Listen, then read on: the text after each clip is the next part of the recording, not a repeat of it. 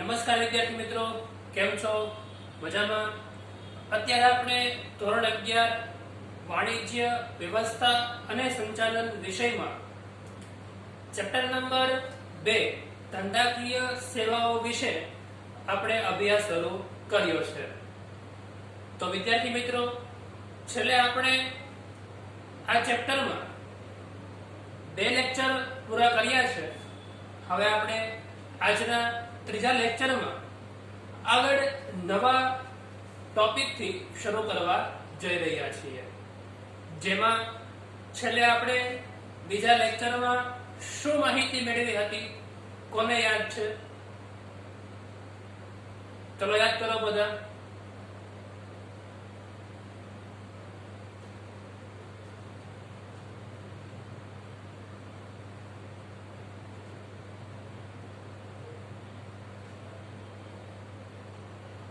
Yes, યાદ આવ્યું બધાને? સાચી વાત છે. તો અહીંયા આપણે બીજા લેક્ચરમાં વીમાના સિદ્ધાંત વિશે અને વીમા વિશે અભ્યાસ કરવાનો હતો, જેમાં છેલ્લે આપણે એવું સમજાતા કે વીમો કોને કહેવાય કે જે બે વ્યક્તિના લેખિત કરાર દ્વારા જ્યારે બંને પક્ષો વીમા ખરીદવા માટે સહમત થાય છે ત્યારે એ વીમો બને છે. વીમાના લેખિત કરારને આપણે વીમા પોલિસી તરીકે ઓળખાવી અને બે પક્ષકારો હોય છે, એક વીમો લેનાર અને બીજો વીમો આપનાર. અહીંયા સુધી આપણે સરસ રીતે અભ્યાસ કરેલો છે. હવે આપણે આ સિદ્ધાંત વિશે અભ્યાસ કરીશું, કારણ કે કોઈ પણ બાબતો હોય, કોઈ પણ વ્યવસ્થા હોય, એની પાછળ એનો મુખ્ય હેતુ, એનો સિદ્ધાંત રહેલો હોય છે. તો એવી રીતે આ જે વીમાની પોલિસી છે, વીમાની આખી વ્યવસ્થા છે, તો એની પાછળ એનો ખુદનો એક પોતે સિદ્ધાંત રહેલો છે કે ભાઈ આ વીમાની વ્યવસ્થા કેવી રીતે રહેશે, પોલિસી કેવી રીતે આપવાની, એનો ઉપયોગ કેવી રીતે આપવાનું છે, રિફંડ કેવી રીતે આપવાનું છે, કેવા સંજોગોમાં કેવી રીતે એનો કાર્યભાર સંભાળવાનો રહેશે. તો આ પ્રકારે વીમાને ધ્યાનમાં રાખીને આ બધા પ્રકારના અભ્યાસ આપણે કરવાના છે, જેને આપણે એક સિદ્ધાંત તરીકે ઓળખાવીશું. જેમ કે વીમાનો મૂળભૂત જે છે એ ખ્યાલ સામાજિકતા સાથે સંકળાયેલો છે. સમાજના લાભાર્થે, સમાજને સેવાકીય પ્રવૃત્તિમાં એ મદદ થાય એટલા માટે એનો ઉપયોગ કરવામાં આવતો હોય છે, જેમાં વીમાના બે પક્ષકારો હોય છે અને વીમો લેતી વખતે આ બંને પક્ષકારો વચ્ચે લેખિત કરાર કરવામાં આવતો હોય છે. તો આવા લેખિત કરાર કરતી વખતે એ સામાન્ય જે કાયદાઓ છે, જે સામાન્ય બાબતો છે, એની માહિતી આપવામાં આવે છે અને એ કાયદાથી એ બંને પક્ષકારો એકબીજા સાથે સહમત થાય છે અને પછી આ કરાર અસ્તિત્વમાં આવતો હોય છે. તો આપણને બધાને એ જાણવું જોઈએ કે વીમા કંપની કયા પ્રકારના નિયમને આધીન વીમા ધારકને પોલિસી આપે છે.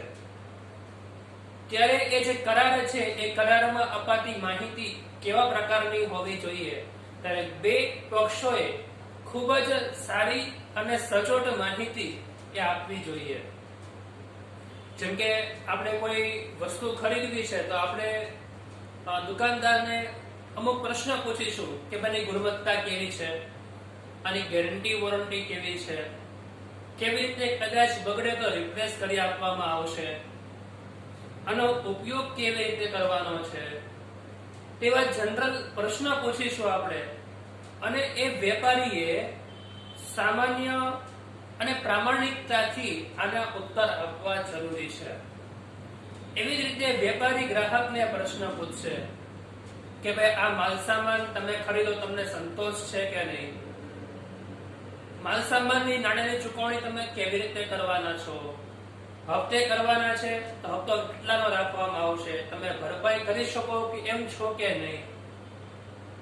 બરાબર, એવી સામાન્ય બાબતો પૂછવામાં આવે છે જ્યારે બંને પક્ષકારો એકબીજાને પ્રશ્ન પૂછે છે ત્યારે પ્રામાણિકતાથી અને સાચા ઉત્તર બંને પક્ષોએ આપવા જરૂરી છે.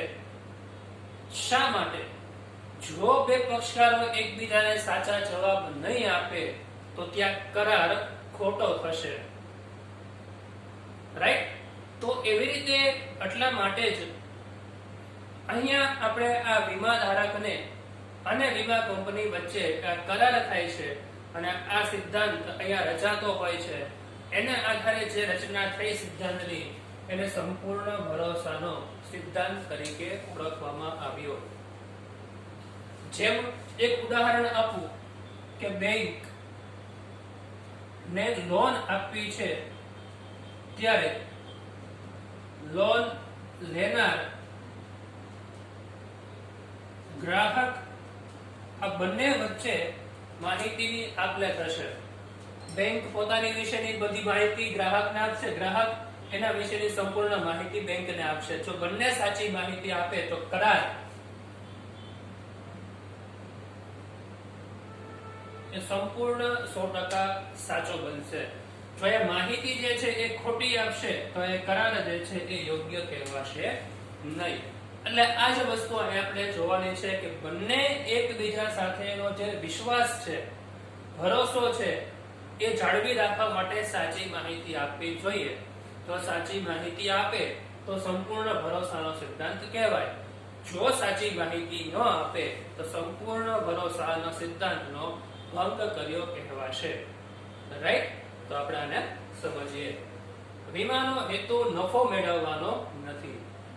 તો વીમા કંપનીઓ છે તો એનો મુખ્ય હેતુ શું છે? તો ભાઈ સામાજિક સેવા, જે હમણાં આગળ સમજી ગયા, સમાજની જરૂરિયાતને પૂરું કરવાનું છે, પરંતુ એનું સંચાલન કરવા માટે નફો કમાવો જરૂરી છે, આવક મેળવવી જરૂરી છે.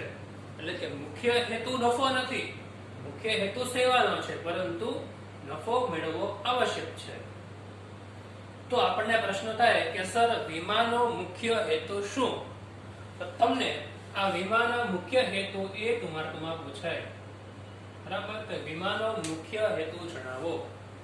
તમારે જવાબમાં લખવાનું કે વીમાનો મુખ્ય હેતુ નુકસાનનું આર્થિક વળતર મેળવવાનું છે.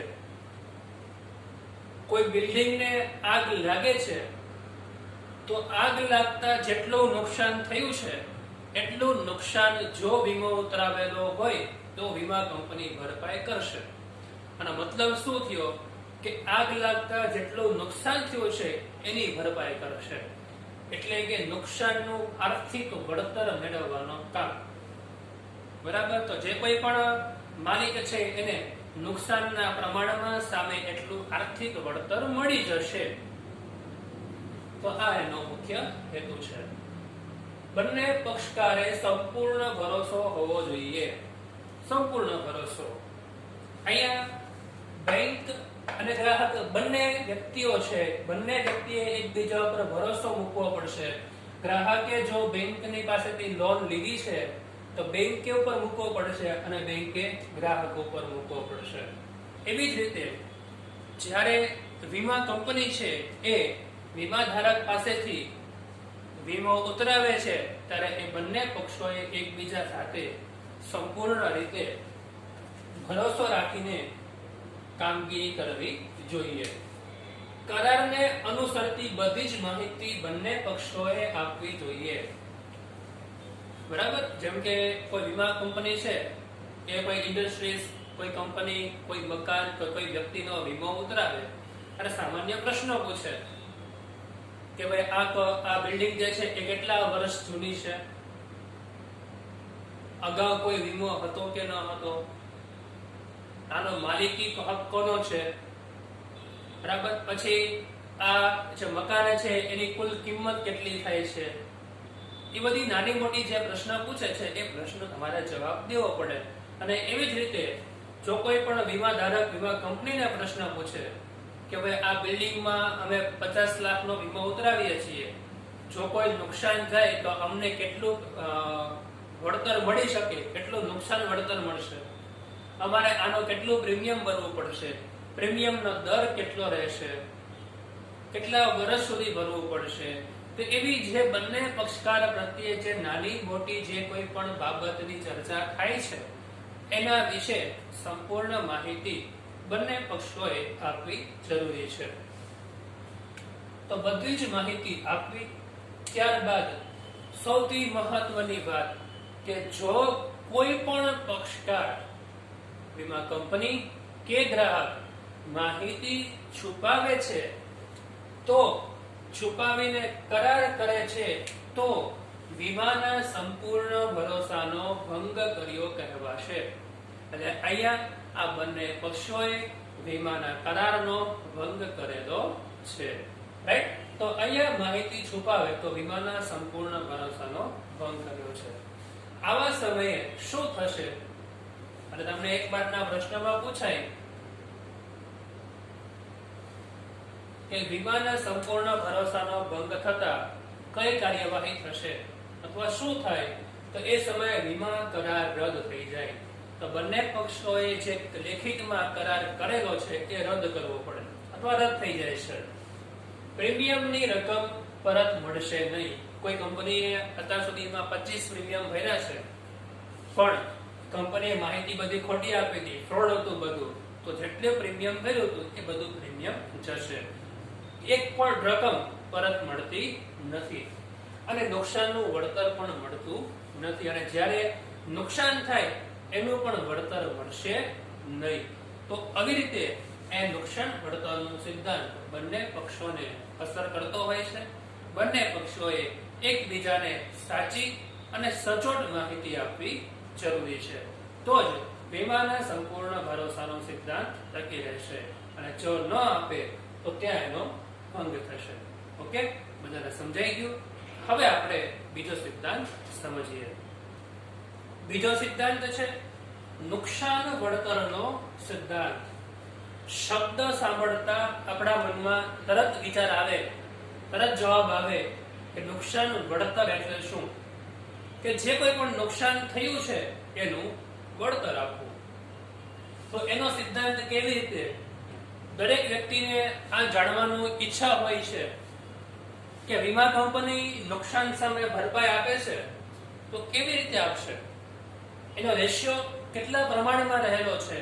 એનું કેલ્ક્યુલેશન કેવી રીતે કરવામાં આવે છે? એની પદ્ધતિ શું છે? બસ એના વિશે જ આપણે અહીંયા સમજવાનું છે. તો ખાસ બધા વિદ્યાર્થી ધ્યાન આપે. તો સૌપ્રથમ પહેલા આ નુકસાન વળતર શું છે એ સમજીએ. વીમો લેનારને નુકસાન થાય તો તેનું વળતર મળી શકે તે માટે વીમા કરાર કરવામાં આવે છે. તો આ બધાને ક્લિયર છે. આપણે શા માટે વીમો લઈએ?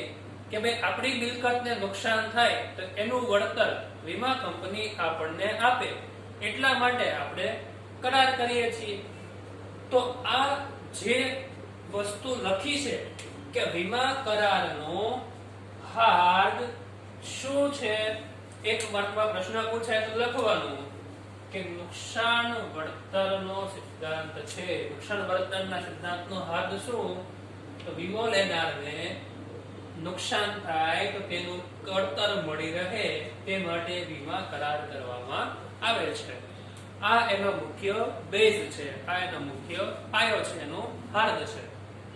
રેડી? આટલું સમજાણું બધાને? હવે આપણે આગળ સમજીએ. જો વીમો લેનારને નુકસાન થાય તો વીમા કંપની તેનું વળતર કેવી રીતે ચૂકવશે, કેટલું ચૂકવશે, કયા પ્રમાણમાં ચૂકવશે એ નક્કી કરવા માટે આ નુકસાન વળતરના સિદ્ધાંતનો ઉપયોગ કરવામાં આવે છે. તો અહીંયા જે તે વ્યક્તિ નફો કરી શકતો નથી, અર્થાત નુકસાન થયું હોય તો તેનાથી વધુ રકમ નુકસાન વળતર તરીકે ચૂકવવામાં આવતી નથી. અને આ પાયો જે છે બાબત જિંદગીના વીમાને લાગુ પડતી નથી. કારણ કે જિંદગીનો વીમો શું છે કે જ્યારે વ્યક્તિ મૃત્યુ પામે ત્યારે જેટલી રકમનો વીમો ઉતરાવેલો હોય એટલી બધી જ રકમ એને મળવા પાત્ર છે. પરંતુ જો વીમો ઉતરાવેલો ન હોય તો આ બાબત લાગુ પડતી નથી. રાઈટ? તો હવે આપણે વીમો લેનારને વસ્તુની કિંમત કરતા ઓછી કિંમતે વીમો ઉતરાવે તો એ ગર્ભિત રીતે સ્વીકારે છે અને ઓછી કિંમત કરતા પ્રમાણસર નુકસાન ભોગવે છે. તો આપણે એને હવે થોડુંક ઉદાહરણ પ્રમાણે સમજીએ.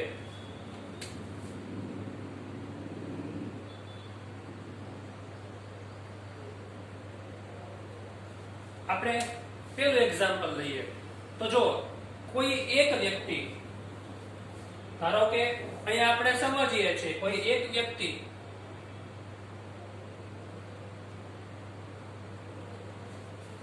પોતે 5 લાખની વસ્તુનો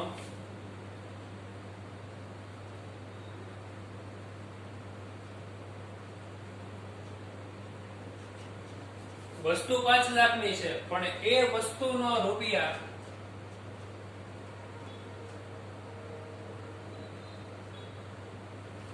3 લાખનો વીમો ઉતરાવે છે.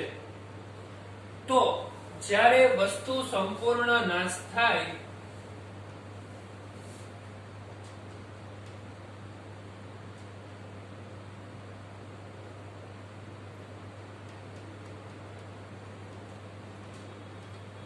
ત્યારે આ એક વ્યક્તિને કેટલી રકમ મળે? ચાલો વિચારો માંડો. ઝડપથી કેલ્ક્યુલેશન કરો, વિચાર ચલાવો, યાદ કરો. તમને શું લાગે છે કે ભાઈ 5 લાખની વસ્તુ છે ને 3 લાખનો વીમો ઉતરાયો અને એ વસ્તુ સંપૂર્ણ નાશ થઈ ગઈ. વિચાર, કાર છે એ 5 લાખની વસ્તુ શું છે? કાર. રેડી? કારનો 5 લાખની કાર અને એનો 3 લાખનો વીમો. કાર સંપૂર્ણ બળી ગઈ છે, નાશ પામી ગઈ છે. તો એ વ્યક્તિને કેટલો વીમો મળે? કેટલી રકમ વળતર તરીકે મળે?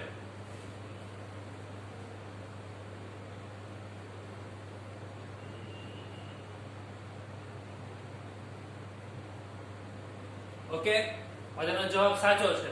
શું આવશે અહીંયા? 3 લાખનો વીમો જ મળશે.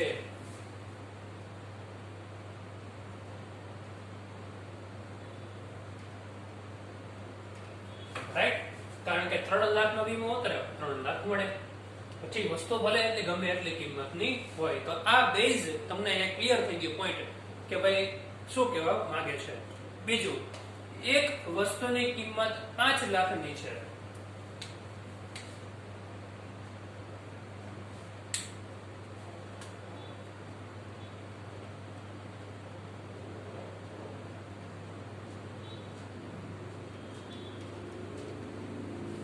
શું કીધું છે? એક વસ્તુની કિંમત 5 લાખની છે પરંતુ એનો વીમો જે છે એ 3 લાખનો લેવામાં આવ્યો છે.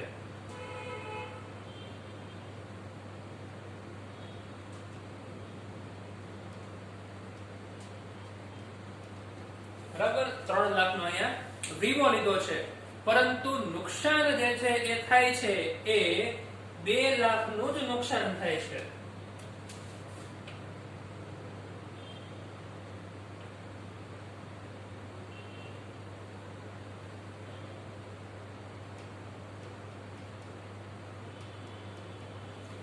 તો વિદ્યાર્થી મિત્રો વિચારો શું જવાબ આવે?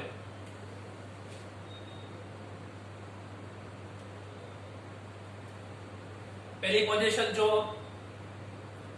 એને કમ્પેર કરો બીજી પોઝિશન સાથે અને વિચારો.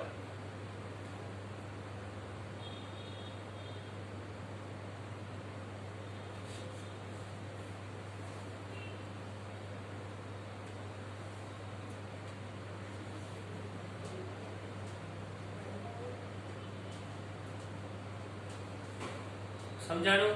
તો અહીંયા જે છે એ કેલ્ક્યુલેશન કરો તમે તો અહીંયા એ ઉતરાવેલ વીમા રકમનું વળતરનું પ્રમાણ 1,20,000 મળે.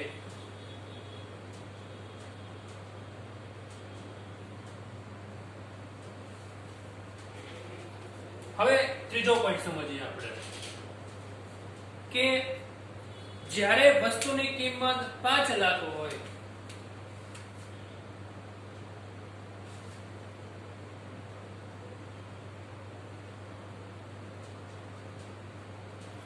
ઓકે અને વીમો 5 લાખનો જ ઉતરાવેલો છે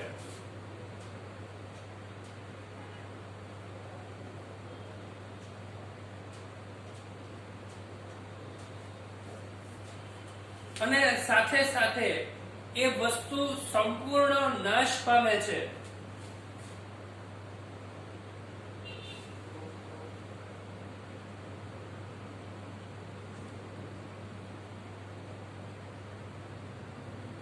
વસ્તુ સંપૂર્ણ નાશ પામે છે, તો વીમા કંપની જે છે એને કેટલી રકમ ચૂકવશે? ચલો વિચારો.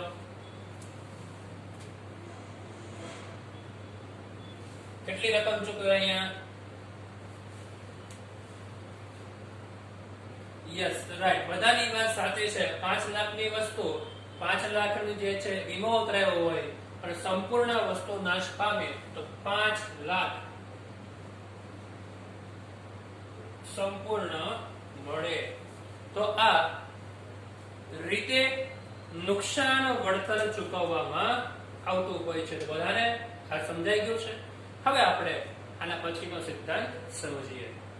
તો વિદ્યાર્થી મિત્રો, આપણે હવે સિદ્ધાંત નંબર 3 સમજવા જઈ રહ્યા છીએ કે વીમા યોગ્ય હિતનો સિદ્ધાંત.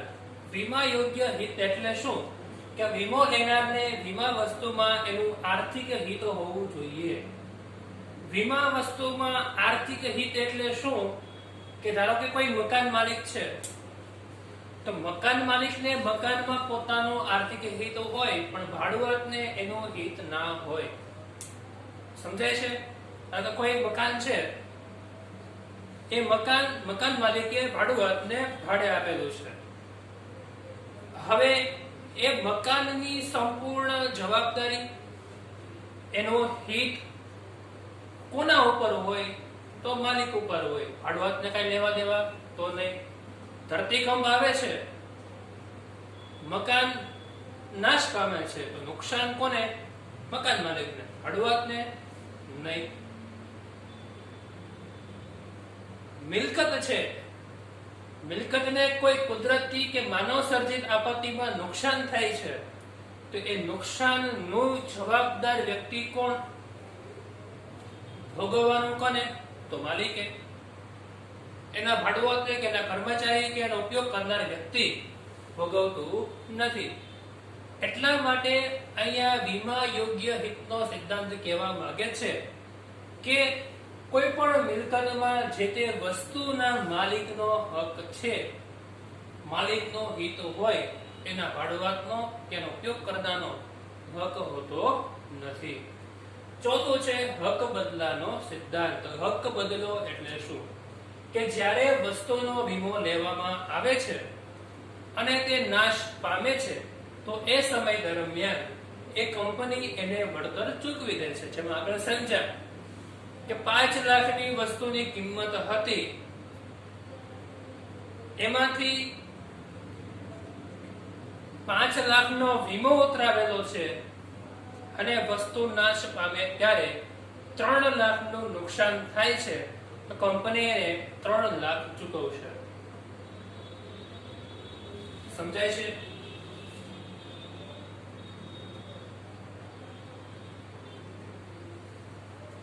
₹5 લાખની જે છે એ વસ્તુ છે, એમાં વીમો જે છે બરાબર એ 5 લાખનો જ લીધો છે, પણ નુકસાન 3 લાખનું થાય છે, તો કંપની ચૂકવશે કેટલા? 3 લાખ ચૂકવશે. અને જ્યારે આ જે વસ્તુ નાશ પામી છે 3 લાખની, ઈ જે નાશ પામેલી વસ્તુનો જે ભંગાર કહીએ છીએ આપણે એને શુદ્ધ ભાષામાં, દેશી ભાષામાં ભંગાર કહીએ છીએ, એ જે વધ્યું છે એ બધું કોનું થશે? કંપનીનું. માલિકનું કઈ રહેશે નહીં. સમજાય છે? એટલે 3 લાખની જે નુકસાની થઈ છે, જેની કંપનીએ, વીમા કંપનીએ 3 લાખ ચૂકવી દીધા છે, તેનો જે બાકી રહેલી જે રકમ છે, બાકી રહેલી જે વસ્તુ છે ભંગાર તરીકે, એ વીમા કંપનીની માલિકીની બનશે, એ વ્યક્તિની માલિકીની રહેતી નથી. તો આ સિદ્ધાંતના 4 મુદ્દા ખાસ દરેક વિદ્યાર્થીઓ યાદ રાખવાના છે. આમાં કોઈ પ્રશ્ન હોય તો જણાવી શકો છો. ઓકે, તો તમને આ લેક્ચરની જે પીડીએફ મળેલી છે, એમાં જે પ્રવૃત્તિઓ આપેલી છે, એ પ્રવૃત્તિ દરેક વિદ્યાર્થીએ વ્યવસ્થિત પૂરી કરવાની રહેશે. Okay, thank you so much. જય હિન્દ, જય ભારત.